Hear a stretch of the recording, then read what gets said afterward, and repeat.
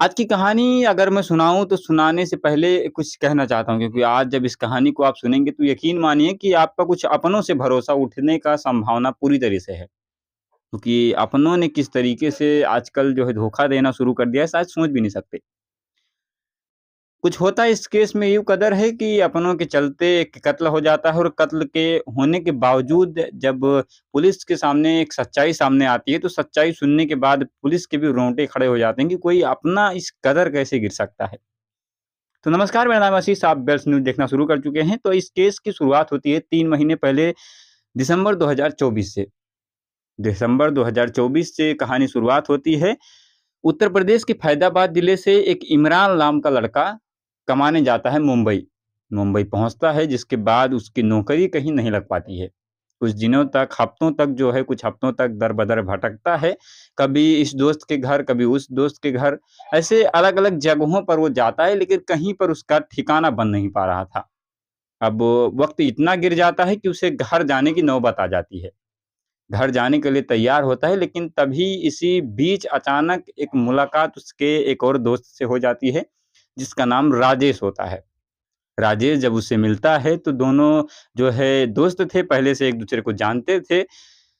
जब वो मिलते हैं तो ऐसा लगता है कि शायद कोई अपना मिल गया, जिसको सारी कहानी सुनाता है कि अब मैं यहाँ पर आया हूँ, मेरी नौकरी नहीं लग रही है, मैं काफ़ी परेशान हूँ, लगता है मुझे घर जाना पड़ेगा लेकिन परेशानी ये है कि अब घर जाने तक का भी पैसा नहीं बचा। जब ये कहानी अपने दोस्त को सुनाता है, तो दोस्त को लगता है कि कोई अपना है, शायद अपना दोस्त है, इसको कुछ न कुछ इसके साथ जो है किया जाए। वो उसे अपने घर ले जाता है लेकिन घर में एक विवाद होना शुरू हो जाता है। उस घर में उसकी बीवी जिसका नाम पूजा होता है, उसके 3 बच्चे, एक बच्चे का उम्र करीब 9 वर्ष होता है, एक बच्चे का उम्र 8 महीने होता है और तीसरे जो बच्चा होता है उसकी उम्र जो है 3 साल होता है। इन तीनों बच्चों के साथ अपनी बीवी के साथ राजेश मुंबई का एक मारवाड़ी गली लगता है, उसी मारवाड़ी गली में गो देवी मंदिर के आसपास उसी क्षेत्र में रहता था, जो बताया जाता है कि उसी क्षेत्र के आसपास आता है। जब वो पहुँचता है तो अपनी बीवी से जो है कहता है कि पूजा, हमारे साथ में हमारा जो दोस्त है वो आया है और अभी कुछ दिनों के लिए यहीं पर रहेगा क्योंकि इसके पास रहने के लिए कोई ठिकाना नहीं है। पहले तो उन दोनों के बीच कुछ बहस होती है कि ऐसे कैसे किसी गैर आदमी को या ऐसे कैसे किसी को भी तुम ऐसे रोड चलते आदमी को उठा लाओगे, हमारे घर में रख दोगे, ये कोई गा बात जो ठीक नहीं है। लेकिन जब कुछ देर जब उन दोनों के बीच बहस होती है, बहस होने के बाद कुछ टाइम बाद वो मान जाती है और कहती है ठीक है, कोई बात नहीं, रहने दे दो। कुछ दिन तक वो दोनों साथ में रहते हैं। अब धीरे-धीरे जो राजेश था, वो काम तो उसकी लगी हुई थी, अच्छा खासा जॉब था उसका, अच्छे खासे पैसे कमा रहा था, हालाँकि मज़दूरी था लेकिन पैसा ठीक-ठाक कमा ले रहा था उस वक़्त तो। अब इमरान की भी नौकरी कहीं दूसरी जगह पर लगवा देता है, लेकिन इमरान की नौकरी जब लगती है तो बात ये हो जाती है कि जो राजेश है उसकी नौकरी जो डे में होती है और इमरान जो वहाँ पर जाता है उसकी नौकरी जो लगवाता है वो नाइट शिफ्ट में हो जाती है। तो अब जब राजेश दिन में जो है घर पे नहीं रहता था, तब इमरान रहता था, इमरान नहीं होता था तो राजेश रहता था। कुछ ऐसे ही सिलसिला चल रहा था लेकिन अब जब राजेश जो है घर से चला जाता था, इमरान दिन में जो नाइट ड्यूटी कर कर जब घर पर आता था तो काफ़ी देर जो है कुछ टाइम तो अपनी नींद पूरी करता था, लेकिन नींद पूरी करने के बाद उसकी जो बीवी पूजा थी, उसके साथ उन दोनों की घुल-मिल थोड़ी-सी ज़्यादा हो जाती है। ये घुल-मिल थोड़े दिनों तक चलती है, जिसके बाद उन दोनों के बीच एक दोस्ती का जो है रिश्ता बन जाता है। अभी दोस्ती का रिश्ता कुछ दिनों तक चलता है लेकिन कुछ दिनों के बाद ही ये दोस्ती कब प्यार में बदल गया शायद पता ही नहीं चला। ये जो पूरी कहानी की सार है वो यहीं से शुरू होता है जब दोनों की प्रेम कहानी शुरू हो जाती है। कुछ दिनों तक ये प्रेम कहानी भी चलती है लेकिन अब थोड़ा बहुत तो आदमी के बिहेवियर से जो लोग साथ रहते हैं, जो कई महीनों से रह रहे हों, 3 बच्चे हो चुके हैं, उनके बिहेवियर से कुछ न कुछ चीज़ें समझ में आ जाती हैं कि आखिर आजकल इनकी बिहेवियर जो कैसे होते जा रहे हैं, इनकी जो बदलाव होते जा रहे हैं बातों को लेकर, बाकी चीज़ों को लेकर, तो थोड़ी बहुत शक होना लाज़मी है इसमें। उनको भी इसी तरह शक होती है, शक जो है होने के बाद अब जो राजेश होता है वो इमरान से कहता है कि एक काम करो, तुम्हारी नौकरी भी अब शायद अच्छी खासी लग गई है, एक काम तुम कहीं और शिफ्ट हो जाओ, यानी कि तुम अपना जो घर है वो कहीं और ले लो, रूम जो है वो कहीं और ले लो, शिफ्ट हो जाओ। क्योंकि अब कितने दिनों तक रहोगे यहाँ पर, इतने दिन तक तो तुम रहे हो वैसे भी। अब बच्चे भी जो है पढ़ाई के लिए डिस्टर्ब होता है, बच्चों के लिए जो है जगह कम पड़ जाती है, ऐसा कुछ बहाना बनाता है कि ताकि इमरान जो है वहाँ से दूर चला जाए।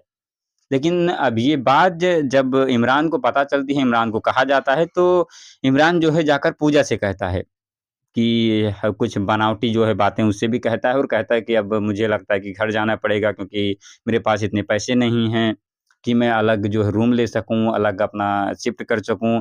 अब ये बात पूजा के दिमाग में बैठ जाती है और उसको ये बात हर पल खटक रही थी कि आखिर जब ये हमसे दूर हो जाएगा तो हम दोनों कैसे रहेंगे? ये सारी जो भी प्यार-मोहब्बत की बातें थी वो इन दोनों के बीच होती रहती थी। इसको लेकर उन दोनों को काफ़ी चिंता होती है। लेकिन अब जो इमरान होता है वो एक प्लान बनाता है। प्लान ये होता है कि क्यों ना हम इस राजेश को ही रास्ते से हटा दें। अब ये प्लान पूजा को भी काफ़ी पसंद आता है, ये दोनों प्लान बनाते हैं। प्लान बनाने के साथ-साथ अब जो रा इमरान होता है वो राजेश से कहता है कि चलो ठीक है मैं जा रहा हूँ अब। लेकिन उसी रात जो है उन दोनों ने प्लान बनाया कि थोड़ा पार्टी-वार्टी करेंगे, सुबह तो वैसे भी हमें जाना ही है, हम चले जाएँगे यहाँ से तो थोड़ा आज की रात हम दोनों दोस्त हैं, इतने दिन साथ रहे हैं तो आज थोड़ी बहुत पार्टी कर लेते हैं। पार्टी में जो है दारू मँगाए जाते हैं, मदिरा मँगाए जाते हैं, कुछ और भी चीज़ें होती हैं। उसको खाया जाता है, पिया जाता है। पीने के बाद इमरान की बी ये उसकी राजेश की बीवी और इमरान ये दोनों मिलकर उसका गला घोंट देते हैं। गला घोंटने के बाद उसका गला जो होता है चाह धारदार हथियार से रेत देते हैं। रेतने के बाद ये भी कहा जाता है पुलिस के अनुसार कि उन दोनों ने जब घर भर में पूरे घर में खून फैल जाता है, खून का पूरी जो है लथपथ हो जाती है घर खून से, तो उन दोनों ने कपड़े भी चेंज किए। कपड़े चेंज कर उसको एक कंबल में लपेटते हैं। लपेटने के बाद बाहर ले जाकर डंप कर देते हैं।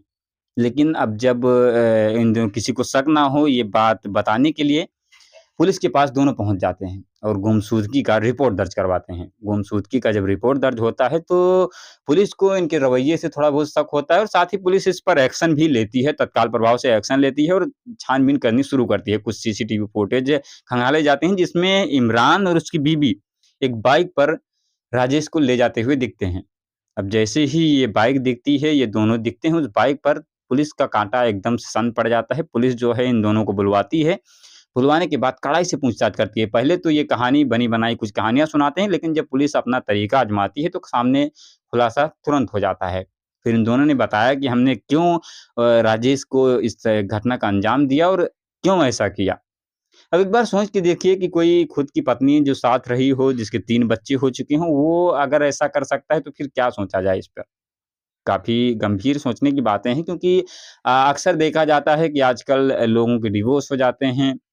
अतुल सुभाष जैसे केसेस में अगर देखा जाए तो लोग आत्महत्या करने पर मजबूर हो जाते हैं। तो क्या क्या कहा जाए इसको देखने के बाद? क्या अब वाक़ई इस दुनिया में जो है इस धरती पर विश्वास करने लायक नहीं बचा है? ये बेहद गंभीर मामला है, लेकिन इस पर जो है पुलिस उन दोनों के खिलाफ कार्रवाई करनी शुरू कर दी है। उनको सलाखों के पीछे भेजने की कार्रवाई जो है वो शुरू कर दी गई है। जल्द ही वो सलाखों के पीछे होंगे। आगे कुछ जानकारियाँ पुलिस जुटाने में जुटी हुई है। क्या इनके साथ और कोई भी शामिल था या सिर्फ़ ये दोनों ही थे? देखते हैं आगे क्या होता है। बाकी इस कहानी को सुनाने का उद्देश्य किसी का मन या दिल दुखाना नहीं है, लोगों के बीच एक जागरूकता फैलाने की कोशिश है। हमारी ये कोशिश कैसी लगी वो कमेंट करके नीचे आप कुछ अपनी राय दे सकते हैं। तो चलिए मिलते हैं किसी नए वीडियो के साथ, तब तक के लिए जय हिंद, जय भारत।